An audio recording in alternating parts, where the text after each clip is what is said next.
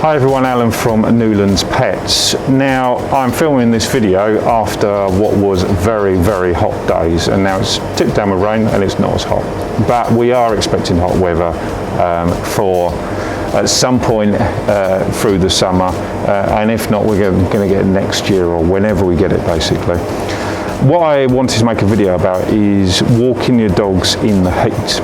Obviously it's a big no-no. So if you can walk your dogs early in the morning or late at night, that's absolutely perfect. And there is what's known as a 5-second rule. Now in my household that was always, if you drop your food, the 5-second rule, but it also relates to dogs.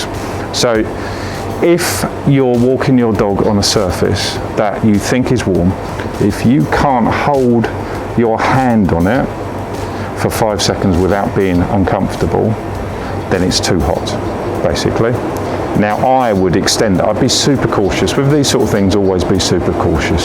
So if you think it's got a little bit of warmth to it, or it's just too hot to walk your dog, then just don't do it.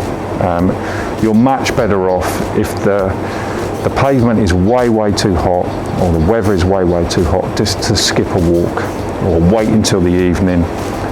Much better off for the dog's health. One walk here or there, they're really not going to miss. But you will regret it if they burn their pads on their feet or they get heat stroke. So always bear that in mind. If you want any advice on it at all, give us a bell. You can phone us, you can email us, you can comment on this video, or just get in contact next time we're in store, ask some questions, and we'll happily help you with it. So any questions at all, just ask. See you soon.